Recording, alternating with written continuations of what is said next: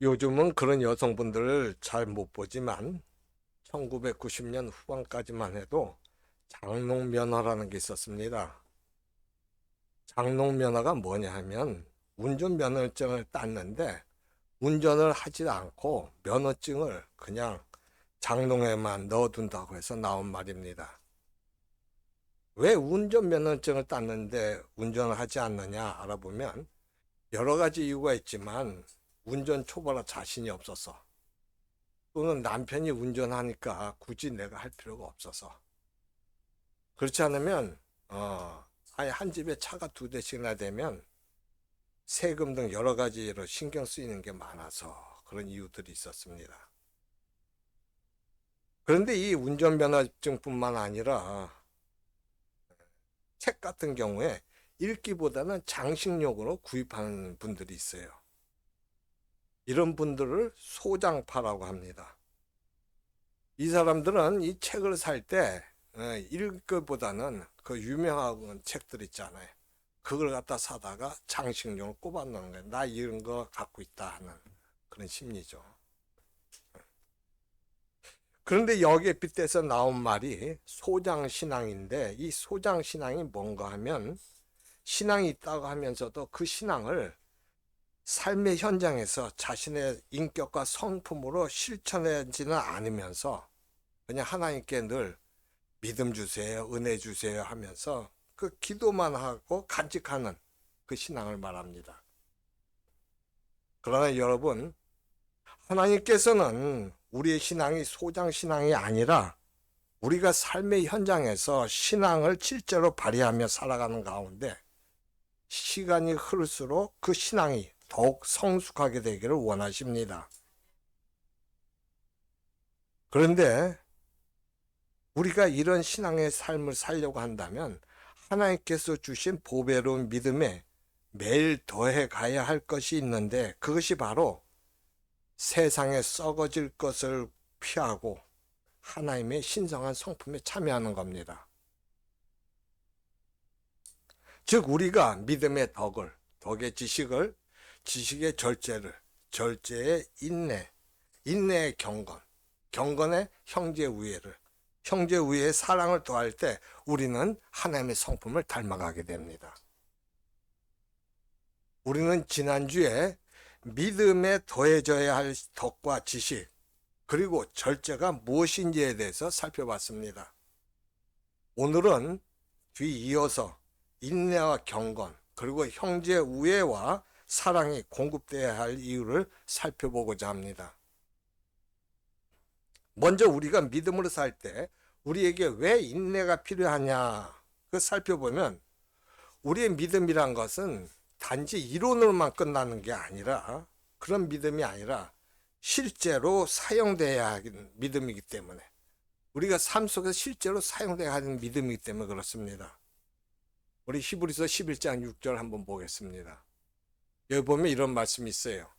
믿음이 없이는 하나님을 기쁘시게 하지 못하나니 하나님께 나가는 자는 반드시 그가 계신 것과 또한 그가 자기를 찾는 자들에게 상 주시는 이심을 믿어야 할지니라 그랬습니다. 믿음이 뭡니까? 믿음이 하나님께 나가는 거예요. 그죠? 그리고 하나님을 찾는 자. 그런 사람은 누구든지 하나님께서 상을 주신다는 거예요. 네. 이처럼 하나님께서 모든 믿는 자에게 상을 주십니다. 그렇지만 모두 똑같이 주시지는 않고 믿는 자의 믿음 수준에 따라서 상을 주셔요. 즉 새신자 같은 경우는 적은 믿음으로 해도 상을 주시지만 믿음이 연륜이 있는 그런 신자에게는 새신자보다 더 큰 믿음으로 해야 그에 합당한 상을 주셔요. 새신자 같은 경우는 이게 정말 이루어져 안 이루어져 뭐 왔다 갔다 하다가 그냥 한번 해보는 거예요. 그 이루어진 거예요. 상을 받는 거죠. 근데 믿음이 연륜이 있으면 어떻게 해요? 그거보다 조금 더 해야 되는 말이에요. 그래야지 이게 왜 그렇게 하시느냐 하나님께서 그 이유가 뭐냐면 하나님께서 상을 주시는 그 목적이 하나님 자녀의 믿음을 키우고자 하는 목적이 있기 때문에 그래요. 즉 하나님께서 믿음에 따라 그에 맞는 상을 주시지만 상을 주시는 근본 목적은 우리의 믿음이 그리스도의 장성한 분량까지 자라도록 하기 위한 목적으로 상을 주시기 때문에 그렇다는 거예요. 여러분, 믿음이란 어쩌다가 한두 번 폼나게 사용되어 끝나는 게 아닙니다. 믿음은 주님 앞에 가는 그날까지 눈이 오나 비가 오나 순풍이 부나 역풍이 부나 마음의 열망이 솟아나든 그렇지 않든 편안하고 넓은 길을 가고 싶다는 유혹과 내 마음대로 살고 싶다는 생각을 억누르고 하나님의 말씀에 순종하며 살아가는 가운데 우리 삶에 형성되게 해야 하는 거룩한 인격이요 성품인 겁니다. 따라서 생존 경쟁으로 치열한 이 세상에서 발을 딛고서 불신자들과 함께 살고 불신자들에게 부딪히면서 발휘해야 하는 생명의 역사가 바로 믿음인 거예요. 우리가 알고 있듯이 그리스도인의 일상이란 것이 순풍과 함께 세상을 유람하는 게 아니라 거친 세상의 물결을 거스르는 일상의 싸움입니다. 수많은 바람과 물결이 우리를 거슬러 몰아닥치고 있어요. 그런데 한 번만 거스르고 끝나는 것이 아니라 또 다른 바람과 물결이 우리가 믿음으로 하나님의 성품에 참여하는 이 길을 가지 못하게 방해하고 삶에 방해하고 있기 때문에 우리가 삶에서 믿음을 지키기가 힘든 거예요. 계속 그렇게 우리는 계속 나가야 되는데 방해하는 거예요. 자꾸만. 피를 흘려야 되고 아프고 고달픈 적이 한두 번이 아니에요. 이런 세상에서 살아가야 되니까 믿음으로 살려면 쉽지 않은데 이와 같은 상황에서 우리가 하나님께서 우리에게 주신 보배로운 믿음으로 살려면 우리에게 무엇이 필요할까요? 바로 인내예요. 그게 바로 인내. 여기 인내란 단어는 헬라어로 휘포모네로서 어떤 환경에서 버틴다는 뜻이에요. 그리스도인의 경우에는 하나님을 신뢰하고 하나님의 약속이 성취된다는 걸 알기 때문에 고난과 악에 대해서 용기 있게 계속 참는 걸 말해요. 언젠간 이게 이루어지는 하나님의 약속이에요. 그래서 참는 거예요. 계속. 따라서 그리스도인의 인내는 믿음을 지속하는 능력이고 세상 체계의 압박에 저항하는 능력으로 환난의 직면에서도 환난을 적극적으로 수용하고 견뎌내서 끝내 승리를 쟁취하게 됩니다. 그렇다면 이런 인내로 삶을 승리하신 분이 있을 거란 말이에요. 그렇죠? 그런 인내로. 대표적으로 누굴 들 수 있겠느냐? 바로 예수님이에요. 예수님. 히브리서 12장 2절 한번 봅시다. 같이 읽어볼까요? 시작. 믿음의 주여 또 온전하게 하시는 이인 예수를 바라보자. 그는 그 앞에 있는 기쁨을 위하여 십자가를 참으사 부끄러움을 개의치 아니하시더니 하나님 보좌 우편에 앉으셨느니라. 예수님을 뭐라고 했냐면 믿음의 주라고 그랬어요. 왜 그러냐? 믿음의 원천이에요. 예수님은 처음부터 끝까지 믿음을 하셨어요. 또 온전하게 하신단 말이에요. 온전하다는 말이 뭔지 아시죠? 이건 부드럽지만 어떻게 돼요? 하나님을 끝까지 붙잡는 거예요. 하나님이 부드럽잖아요. 부드럽게 하면서 끝까지 붙잡는 거예요. 약한 게 아니에요. 이번 이게 철은 꺾어지지만 끊어지지만 이 갈대 이런 보통 갈대나무 같은 건 안 끊어져요. 웬만한 바람보다 그거예요. 그냥 끝까지 하나님 붙잡는 게 온전한 거예요. 예수님은 그렇게 하셨던 분이에요.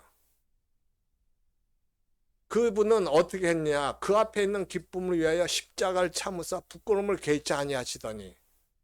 여러분, 예수님은 하나님의 아들이에요. 하나님이셔요. 근데 그 예수님이 어떤 식으로 이 세상에 오셨어요? 인간을 오실 때 가장 비천한 존재로 오셨어요. 목수의 아들이에요.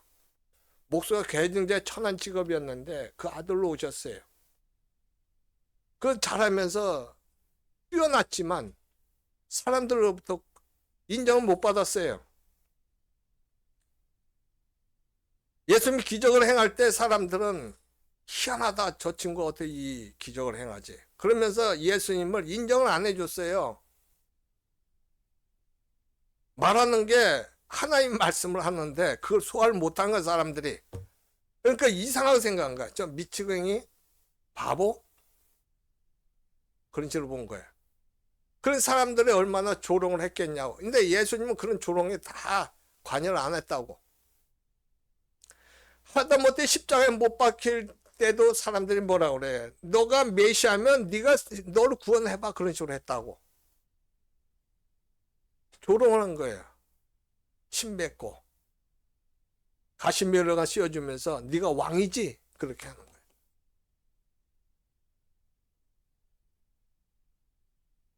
근데 예수님이 십자가에 뭐라고 그러셔요? 아버지 저들의 죄를 용서해 주옵소서. 저들은 자기들 하는 것을 알지 못합니다. 왜 그렇게 말씀하셔요? 분명히 이 모든 것이 해결될 걸 믿는 거예요. 하나님께서 이걸 계획하시고 이루어 가신다는 걸 믿었던 거예요.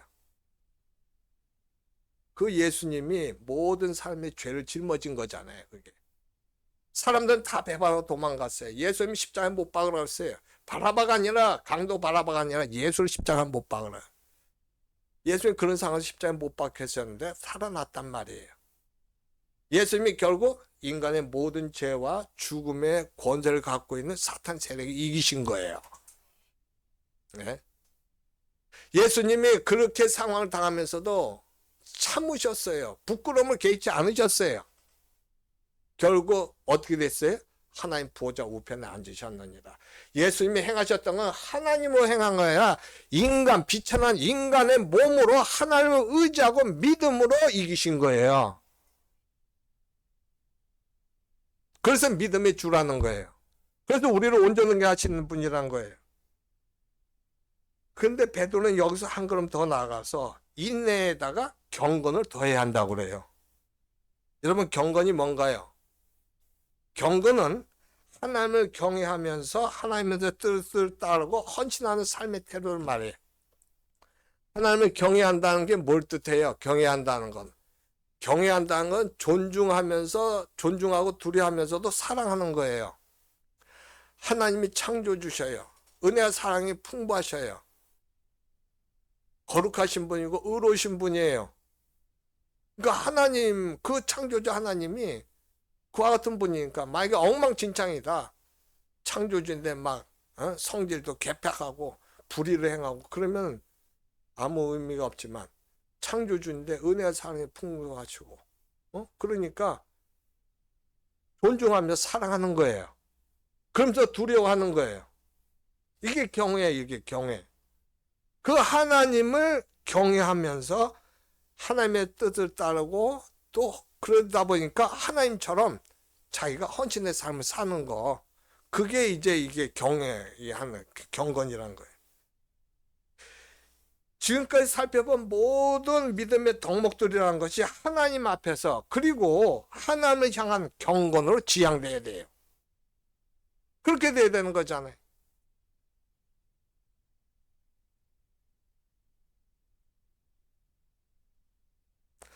왜냐하면 만약에 믿음의 경건이 공급되지 않는다면 우리의 믿음이란 것이 덕과 지식과 전제와 인내까지 더해서 그 믿음이 뭐가 되냐면 인내까지 더하게 되면 경건이 없으면 자기 증명과 자기가 우월하다는 증명이에요.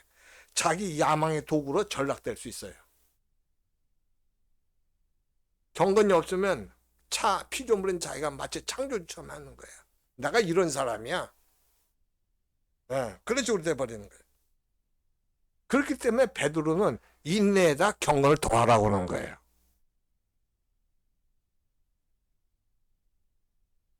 웨스트민스터 소유리 문답 제1문에 보면 뭐가 나오냐면 인생의 목적이 뭐냐고 나와요.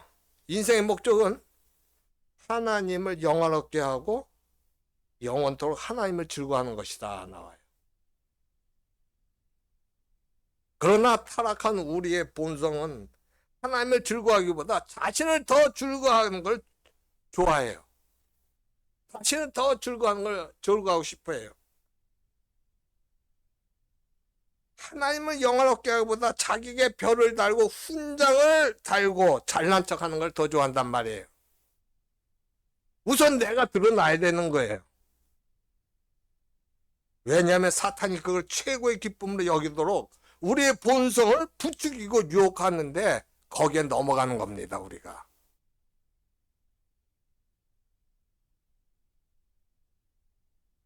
우리 조상 아담이 결정적으로 넘어졌던 것이 자기를 추구하고 높이라는 그 사탄의 시험 때문이었고, 타락한 가인의 후예들이 함께 모여서 시도했던 것이 뭐냐? 자기 이름들을 높이려고 했던 바벨론 탑 건설이었어요. 바벨탑 건설이었어요.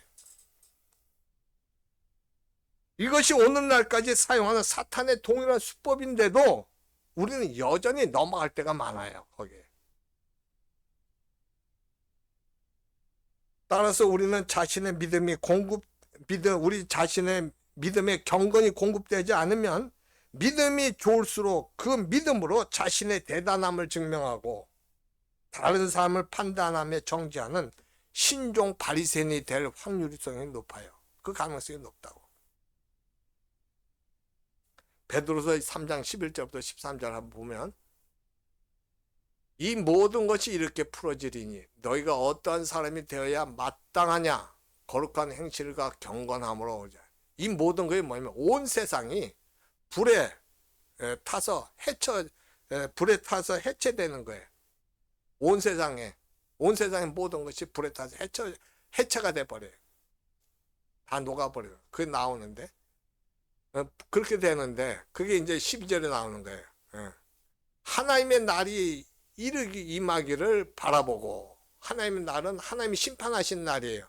예수 그리스도의 재림하신 날이에요. 간절히 사모하라. 그 날에 하늘이 불에 타서 풀어지고 물질이 뜨거운 불에 녹아지려냐. 이와 같은 현상이 일어나는 거야. 아무것도 남는 게 없어요.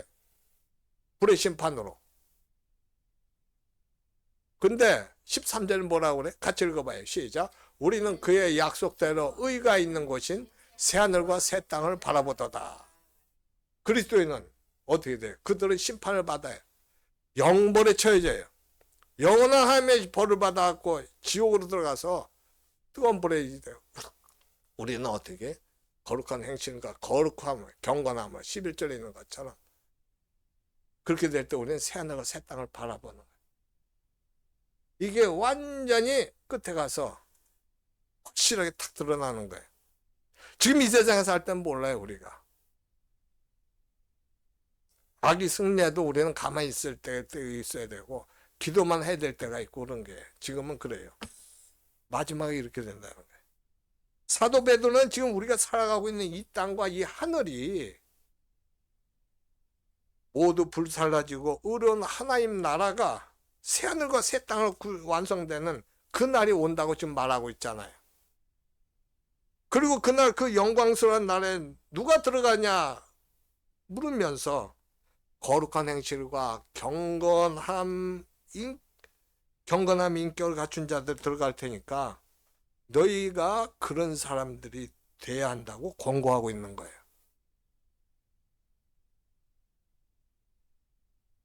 믿음의 덕과 지식과 절제와 인내, 그 위에 경건이 공급돼야 하는 이유가 바로 여기에 있는 겁니다.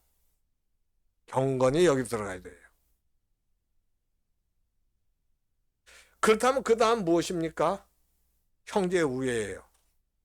어떤 율법사가 예수님께 율법 중에 제일 큰 계명이 뭡니까 하고 물어봤어요. 예수님께서 말씀하시기를 네 마음을 다하고 뜻을 다해 주 너의 하나님을 사랑하라 하셨으니 이것이 첫째 되는 계명이요. 둘째도 그와 같으니 네 이웃을 내 자신과 같이 사랑하라고 말씀해 주셔요.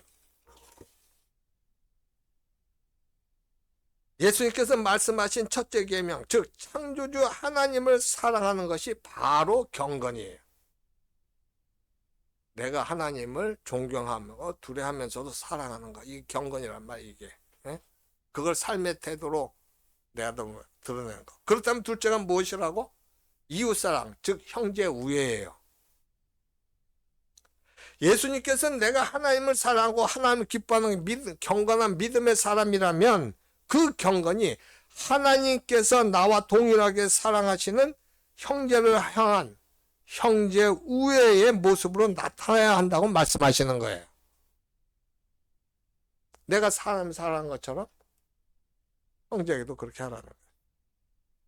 따라서 생명과 경건에 속한 모든 것이 참된 믿음으로 드러나게 되는 믿음이라면, 내가 생명과 경건에 속한 그 모든 것이 참된 믿음으로 드러나는 믿음이라면, 그 믿음이란 것은 뭐냐면 형제를 사랑하고 형제를 섬기는 형제 우애의 자유로 흘러가야 된다는 거예요.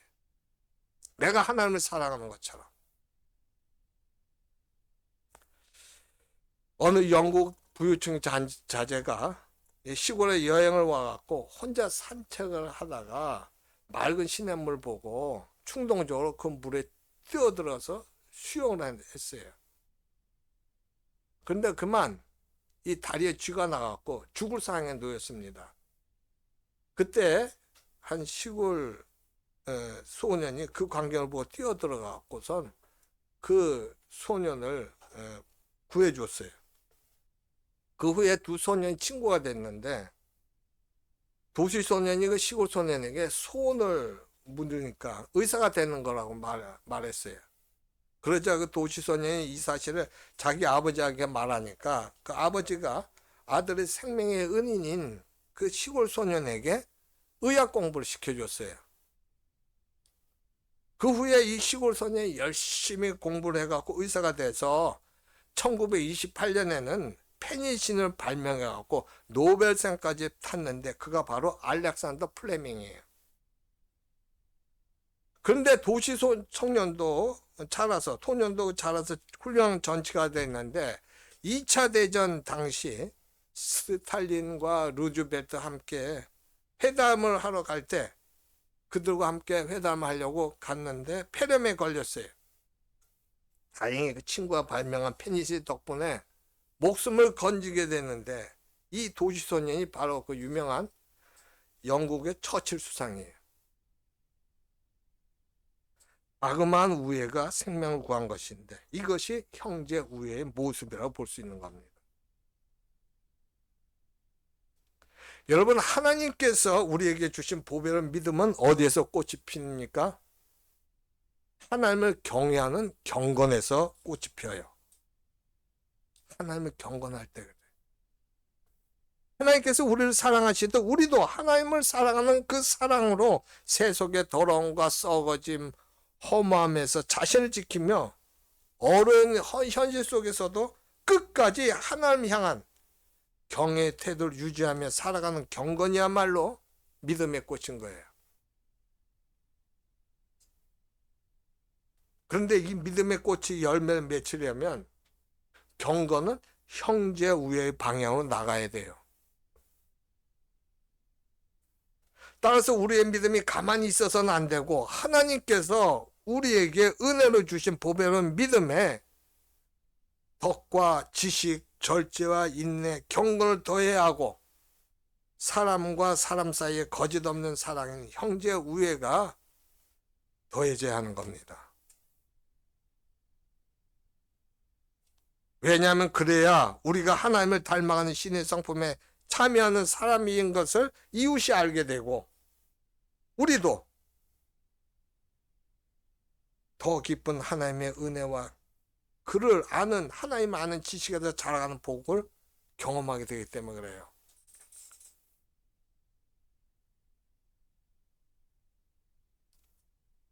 그렇다면 어떻게 해야 이 경건에 이 형제 우애의 사랑을 더할 수 있을까요? 그러려면 어려운 이웃을 환난 중에 돌볼 때 계산적이지 않는 거짓이 없는 사랑으로 돌보고, 또 상대가 나를 원수같이 대하고 핍박해도 원수 갚는 걸 하나님께 맡기고, 오히려 축복하고 먹이며 입히는 사랑, 즉 선으로 악을 이기는 사랑으로 행하며 동시에 상대가 갖고 있는 악을 철저하게 미워하는 사랑으로 상대를 대하면 돼요. 그 사람을 대하면. 근데 이런 사랑을 행한다는 것이 우리 자신의 본성은 불가능합니다. 우리 자신의 본성은 안 돼요. 그렇지만 우리가 누구입니까?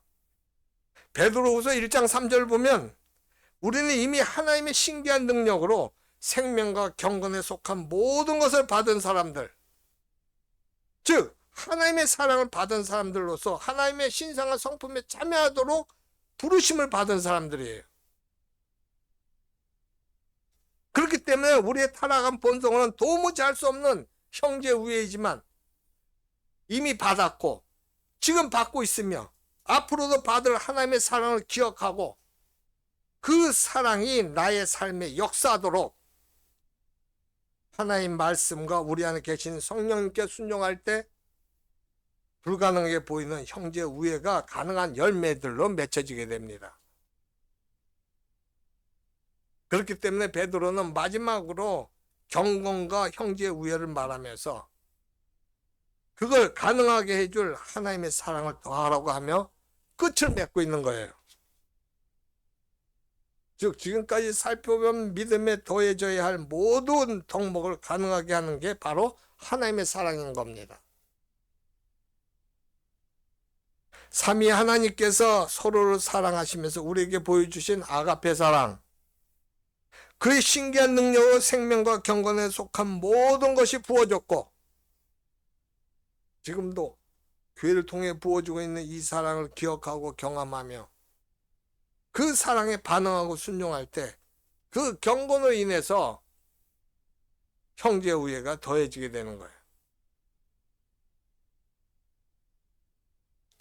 우리는 우리를 거듭나게 하시고 보배로운 믿음을 통해 신성한 성품에 참여하게 하는 삶을 살게 하신 하나님의 은혜 속에 지금 살고 있어요.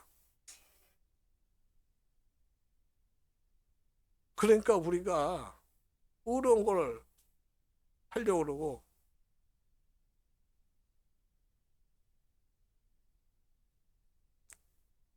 안 되지만 사랑을 하려고 하고 불의를 싫어하는 거잖아요. 부패하고 타락한 인생을 거듭나게 하신 것은 뭐냐? 전적인 하나님의 은혜입니다. 그래서 거기에 우리가 보탤 건 없어요. 우리가 뭘 했어요? 아무것도 없잖아요. 그러나 하나님의 은혜는 우리로 하여금 세상에 썩어질 것을 피해서 하나님의 거룩함을 향해 자라가도록 요구해요. 우리에게 그렇게 주면서 우리가 그렇게 살아가도록 요구한단 말이에요. 왜냐하면 하나님의 은혜가 우리의 순종과 응답을 요구하기 때문에 그래요. 하나님 그렇게 하는데 우리가 뭔가 답변이 있어야 될 거 아니야. 맞아요. 그게 맞어요. 그거 우리가 해줘야지 우리가 하나님의 자녀지. 하나님은 다 그렇게 해놨는데 우리는 그래 그렇게 하셔. 그러고 나는 나대로 하면 이건 아무것도 아니야. 이거는 우리가 거기에 뭔가 답변을 해줘야 된단 말이에요. 지금 자신의 전 인격을 바쳐 나가야 되는 거 아닌가요? 하나님은 우리를 그렇게 어떻게든 구원하려고 하시잖아. 지금 어떻게든 일으키시려고 하시잖아요. 왜 그렇게 해나가야 돼요? 그것이 바로 뭐냐면 그렇게 해나가는 것이 우리 지금 보고 있는 이거예요. 믿음의 덕의 지식을, 지식의 절제를, 절제의 인내를, 인내의 경건을, 경건의 형제 우애를, 형제 우애의 사랑을 더욱 힘써 해나가는 겁니다. 그게예요. 그렇게 할 때 되는 거예요. 하나님께서 우리가 이렇게 살게 하신 이유가 원하는 이유가 뭐냐? 그럼 우리가 이 세상을 살 때 각자에게 주어진 그 처지에 상관없이 하나님을 닮은 자로서 영적 전쟁에 승리하면서 천국 삶을 살기를 원하시기 때문에 그런 거예요. 다른 게 아니에요. 하나님은 태초에 만드셨을 때 뭐라 그래요? 우리로 하여금 다 다스리라고 그랬잖아. 근데 지금 우리가 갈피를 못 잡고 있단 말이에요. 그러니까 하나님이 안타까운 거예요.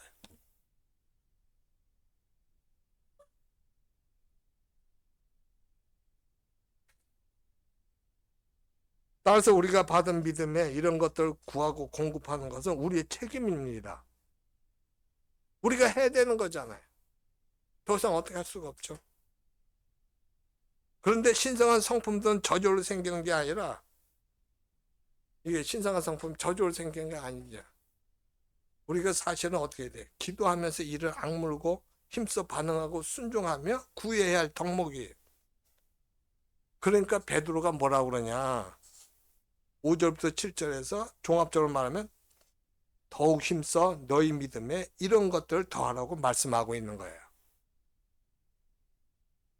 저절로 생기는 게 아니니까. 이렇게 살아야 거짓과 함께 밀려오는 세속의 물결을 피할 수 있고 하나님을 아는 지식에 자랄 수 있으며 하나님의 신성한 성품에 참여해서 하나님을 닮는 삶을 살 수 있게 돼요. 언젠가 주님께서 재림하시는 날, 지금 우리가 눈으로 보고 손으로 만지는 이 땅과 하늘이 큰 소리로 떠나가고 물질이 뜨거운 불에 풀려 녹아지듯이 모든 것이 타고서 녹아지고 새하늘과 새 땅이 내려와서 의로운 하나님 나라가 완성될 겁니다.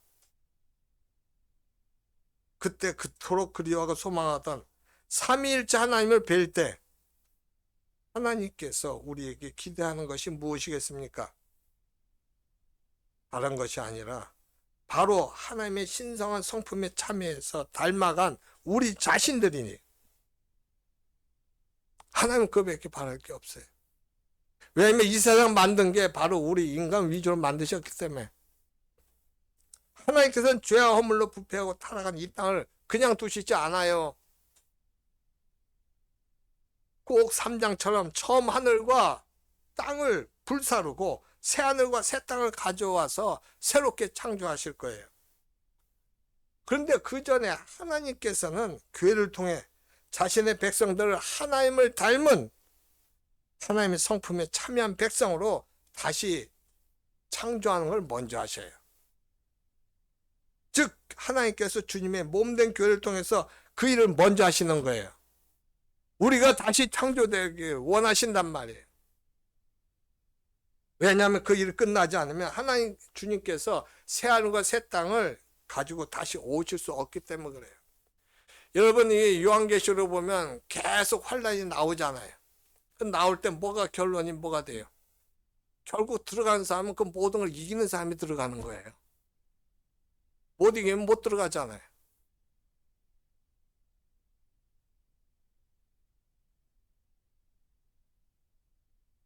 하나님께서는 우리가 다시 이렇게 바뀌어지길 원하시는 거예요. 하나님께서 우리를 맨 처음에 하셨던 것처럼. 그걸 우리한테 맡기는 게 아니라 누가 하신다고? 하나님이 일을 하셔야. 우리가 그렇게 살게끔 이렇게 보배로운 믿음도 주시고 신성한 성품에 참여할 수 있도록 한 길을 열어주시는 거예요. 그러면 이 왜 고난을 당하느냐? 고난을 당해서 내가 새로워져야 되니까라는 거예요. 하나님께서 약 올리는 게 아니에요, 우리한테. 너 한번 고난 당해봐라. 그렇게 하는 게 아니라 우리한테 하나님께서 그 상황 속에서 그걸 고난 속에서 하나님을 바라보게 만드는 거예요. 그렇게 해서 고난을 주시는 거지 다른 의미가 없는 거예요. 지금 하나님께 우리를 만들어가고 계셔요. 믿으시기 바랍니다. 하나님께서 우리를 계획하셨던 그 원래 창조의 목적대로 우리를 빚어가시는 거예요. 그러면 그 다음에 내가 뭘 해야 돼? 내가 따라가는 것밖에 없잖아. 그것도 안 하면 뭐예요, 나는? 그 하나님께서 어떻게 손을 못 쓰죠? 내가 계속 내가 지옥으로 가고 싶다. 내가 범죄하고 싶다. 악하고 살고 싶다. 세상 사람처럼 살고 싶다. 하나님 싫다. 할 수가 없어요. 하나님 더 이상 할 수가 없어요.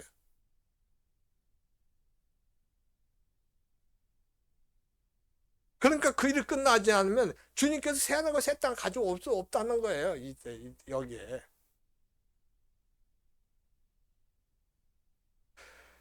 하나님께서 모든 사람이 돌아오기를 원하셔요. 왜냐하면 한 사람도 그 들어가길 원하시지 않기 때문에, 지옥에 가길 원하지 않기 때문에, 그것이 하나님 목적이에요. 그래서 그러하시는 거야. 그래서 따라서 교회가 죽을 힘에 다해서 진력해야 할 건 뭐냐면 하나님의 신성한 성품에 참여해서 하나님을 닮아가는 거예요. 하나님의 형상을 회복하는 거예요. 내가 옛날에 엉망진창이었어도 하나님은 다 봐주잖아요. 우리가 엉망진창해서 다 받아줘요. 하나님께서 알고 계신단 말이에요. 근데 그 해결돼야 될 문제는 누구로 인해서 해야 되느냐? 예수 그리스도밖에 없어요. 그래서 예수 그리스도를 통해서 모든 걸 해 나가시면서 해놓은 걸 우리가 믿고 깨닫게 해서 그 성부 하나님이 그 계획하신 대로 성령 하나님 우리를 깨닫게 해주셔갖고 우리를 알고 믿음 주시고 신성한 성품 참여하게 해주고 이렇게 하는 거라. 지금 이게 하나님의 그 계획에 이게 하나님의. 응? 지금 우리가 그 상황에서 이 세상 살고 있는 거예요. 왜? 이 세상에 권세를 누가 갖고 있어요? 악한 영이 잡고 있으니까 어떻게 할 수가 없어요. 그 방법 이거밖에 없는 거야. 그렇기 때문에 이 일보다 중요한 게 없어요. 어? 교회가 죽을 힘을 다해서 진력하는 것밖에 그보다 중요한 게 없단 말이에요. 베드로 후서 전체가 사실은 이 말씀을 하고 있는 거예요. 그럼에도 이 장을 보면 예수 믿고 이 땅에서 잘 먹고 잘 사는 걸 최고의 복으로 가르치는 거짓 선생들, 그 거짓 선생들하고 그들의 가르침에 미혹된 성도들이 나타난단 말이에요. 이 세상에 잘 먹고 잘 사는 게 최고라는 거야. 그렇게 가르치는 거예요 지금. 근데 거기에 미혹되는 거예요. 그러다 보니까 지금 사랑하는 교회 성도들이 거짓 성도들, 그 거짓 선생들의 왜곡된 복음에 미혹돼 갖고 하나님을 닮아가는 길이 아니라 다른 길을 가려고 한 조짐을 보고 있는 거야 지금. 응? 이들이 성도들이. 그러니까 베드로가 너무 안타깝고 분하고 다급한 마음으로 지금 두 번째 편지를 쓰는 거야.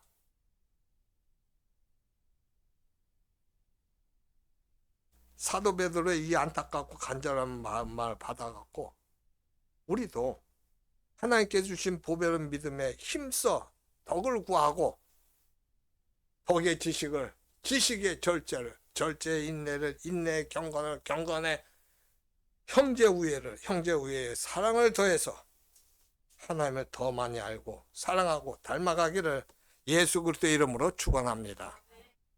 이 시간 우리가 하나님 앞에 한번 기도해요.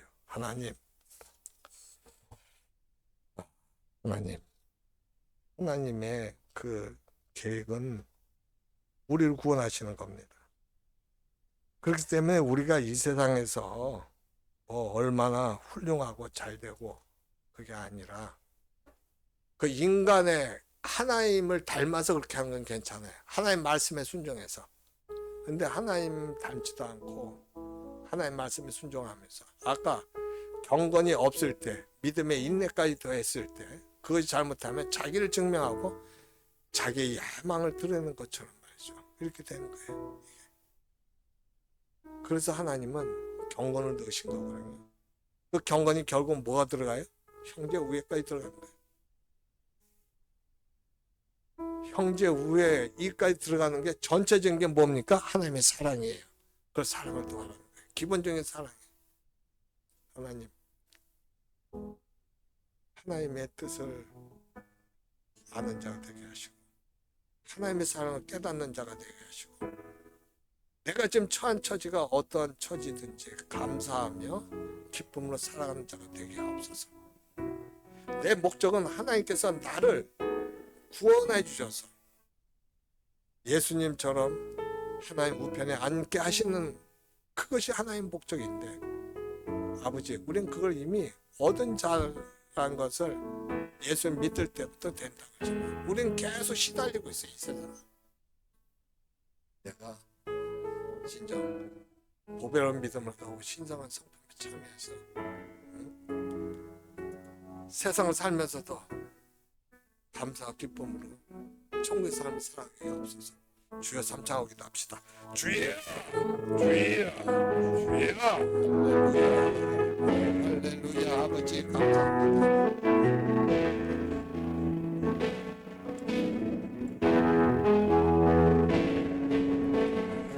아버지 감사합니다. 내가 주인이 아닙니다.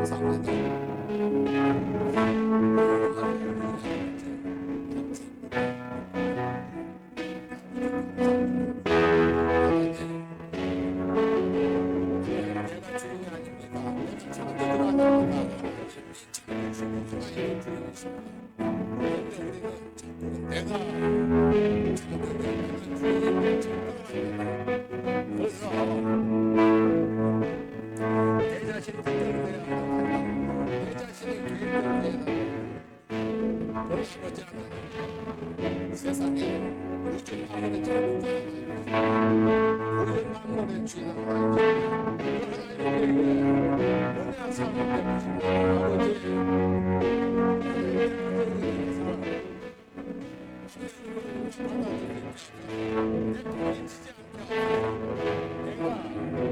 내가 아니라 여호와께서 하나님께서 해주신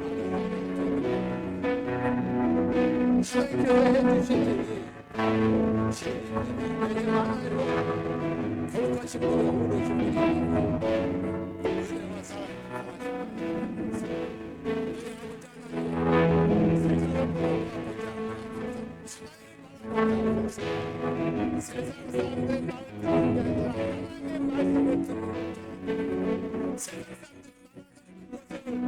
은혜와 사랑을 세상 사람들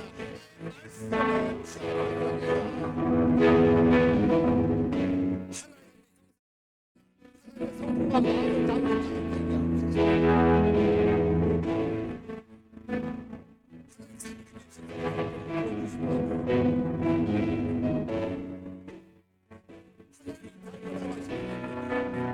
내 이름을 지키는 것이 말씀을 성부가 마음을 담는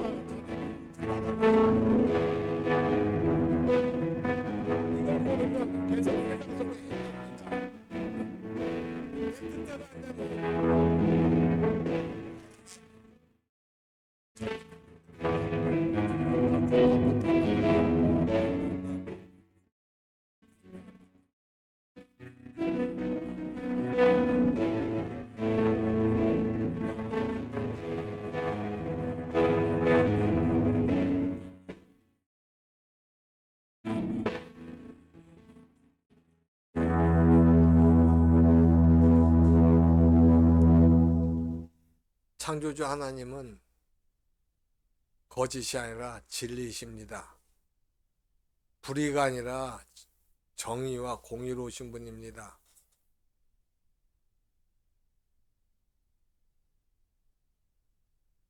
은혜와 사랑에 충만하신 분입니다. 그 하나님은 우리를 어떻게 하든 하나님의 성품과 마음을 갖고 세상을 살면서 하나님의 그 성품과 마음으로 세상을 다스리기 원하십니다. 근데 우리는 그 하나님보다는 내 생각대로 세상 방법대로 세상에서 모든 걸 누리면서 살아가려고 합니다. 왜냐하면 악한 영이 계속 우리에게 우리의 본성, 육신의 본성을 자극해서 우리로 하여금 하나님을 떠나게 만들게 하는데, 그걸 우리가 같이 요 유혹에 넘어가서 우리가 갈피를 못 잡기 때문에 그렇게 되는 겁니다. 이 세상에서 누리고 내 육신을 욕망을 이루는 것이 참된 복이 아니라 하나의 말씀, 진리신 말씀 안에 거하면서 내가 예수 그리스도를 닮는 자가 되는 것이 참된 복이란 걸 깨닫게 해 주시려고 하는데, 우리가 그걸 깨닫고 믿음으로 하나님의 말씀에 순종하고 하나님의 성품과 마음을 회복하는 자가 되어서 세상 살면서도 내 처지가 어찌 되었든 천국의 삶을 누리는 가운데 하나님께 영광 돌린 자가 되게 하옵소서. 그래서 하나님께서 허락하신 복을 받는 게 참된 복이라는 걸 깨닫게 해 주셔서 내 힘으로 세상 방법으로 취하는 것이 아니라 하나님과 하나 되어서 하나님께 주신 복을 그것이 작든 크든 감사하면서 기뻐하며 누려 살아갈 때 우리 믿음은 더 커질 것이고 우리 각자를 통해서 하나님께서 행하시고자 하는 기적들이 나타나게 됩니다. 그걸 우리가 보게 하시고 누리게 하시고 이웃에게 증거하는 자들 되게 하옵소서. 감사드리옵고 우리 구주 예수님의 이름으로 기도드리옵나이다. 아멘.